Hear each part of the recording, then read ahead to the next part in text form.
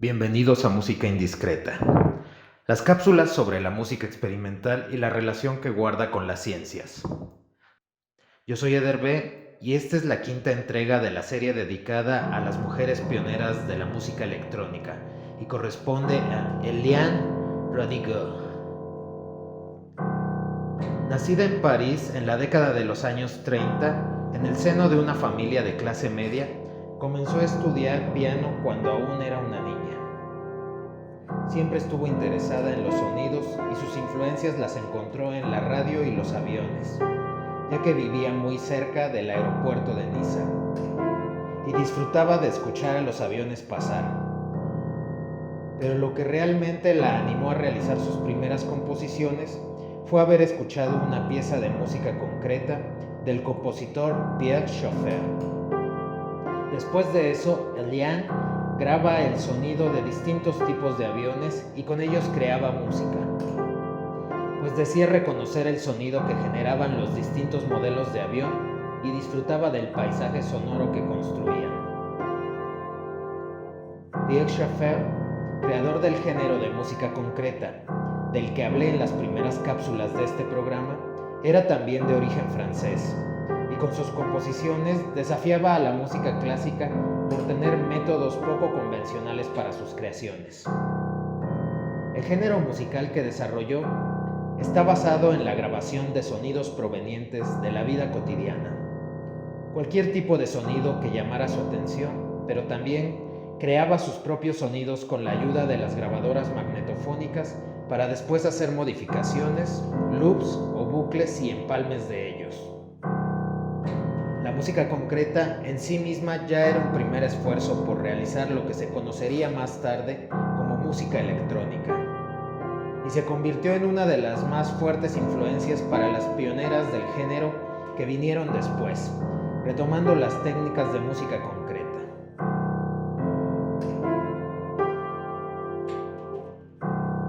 Una de esas mujeres que fueron influenciadas por la música concreta fue Eliane Radigo, quien siendo una joven de veintitantos años en la década de los 50, escuchó una emisión en la radio del maestro Schaeffer, que se convirtió en una revelación para ella, por lo que decidió ponerse en contacto con él para poder estudiar técnicas de música electroacústica. Así, logró convertirse en su alumna y asistente en el Studio d'Essai, o estudio de pruebas en la RTF, Radio Televisión Francesa, bajo la dirección de Schaeffer entre los años de 1957 y 1958. Como su asistente, el trabajo y la experimentación con las máquinas que el estudio tenía y que usaba día a día se convirtió en una invitación para desarrollar sus propias ideas. Pierre le pidió llevarse 2 grabadoras a su casa porque en el estudio ya no encontraban espacio.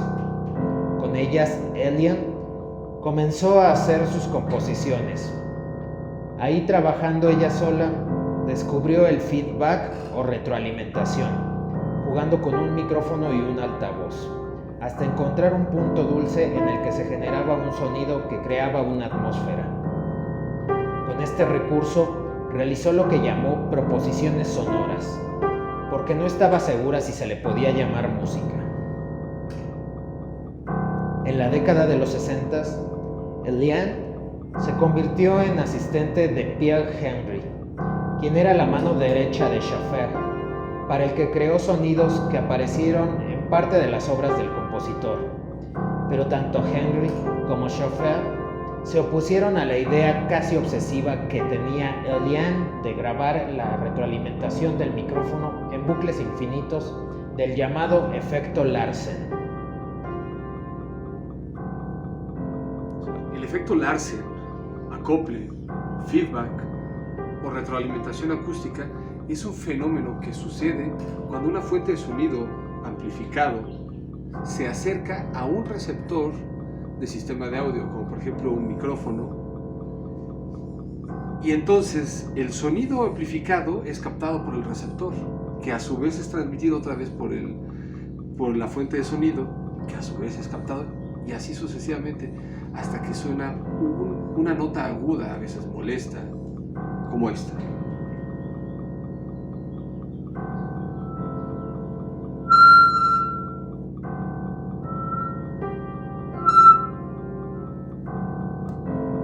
En 1970, buscando plasmar el tipo de música que ya tenía en mente, Elian deja París y se muda a Nueva York, donde acaba compartiendo un estudio en la Universidad de Nueva York con Laurie Spiegel, otra talentosa compositora de la que hablaremos en próximas cápsulas. Es aquí donde tiene un primer acercamiento con los sintetizadores gracias a Morton Subotnick, un compositor estadounidense quien ya estaba involucrado en la composición de la música electrónica utilizando los sintetizadores recientemente creados por Don Buchla, un inventor de instrumentos electrónicos.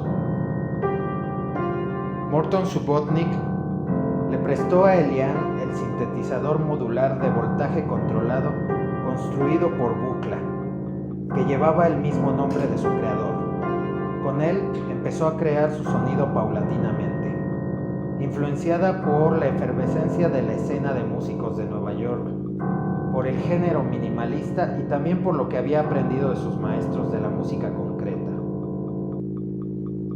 En 1971 presentó su primer trabajo realizado con el sintetizador Buchla, llamado Cryptus. Para los músicos que ya habían trabajado con el instrumento, les parecía irreconocible, ya que Elian había sacado de él sonidos completamente distintos. En la obra se escuchan dos cintas magnéticas, cada una con sonidos diferentes corriendo en bucle al mismo tiempo, y que van subiendo en intensidad y bajando conforme transcurre la obra, hasta llevarnos a un punto hipnótico.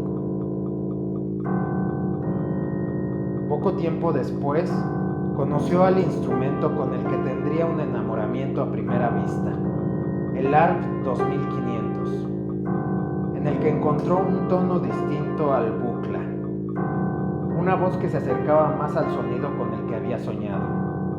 Desde ese momento, todas sus composiciones estuvieron basadas en el ARP 2500.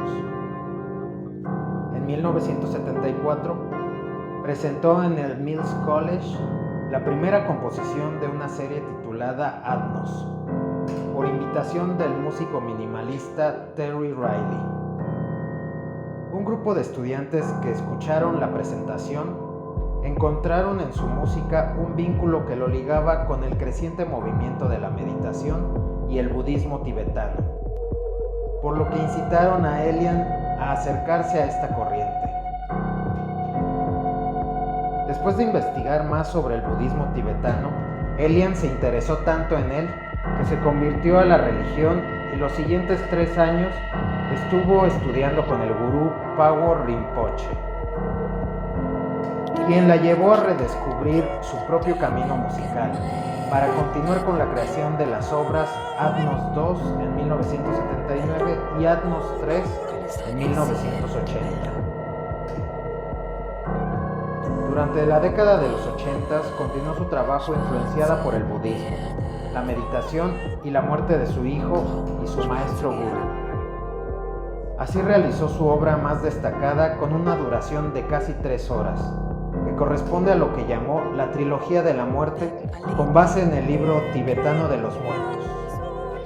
Con el efecto Larsen, este efecto de retroalimentación, realizó algunas obras como la llamada Islas Resonantes en el año 2000. Desde entonces ha creado un gran número de obras y durante el siglo XXI se ha mantenido en activo. En el año 2005 se incorporó a un grupo de improvisación con computadoras portátiles llamado The Lapetites, que lanzó su primer álbum Before the Libretto el mismo año. El proyecto contiene atmósferas sonoras similares a las que Elian ya había utilizado, como en el uso del feedback, con toques futuristas, pero su sonido parece más refinado en algunos momentos y caótico en otros, por ejemplo cuando aparecen algunas voces o sonidos frenéticos en ciertos temas del disco. Hasta aquí termina esta cápsula de música indiscreta. Estén pendientes de la próxima edición con la que seguiremos en la serie de pioneras de la música electrónica. Yo soy Eder B. Hasta luego.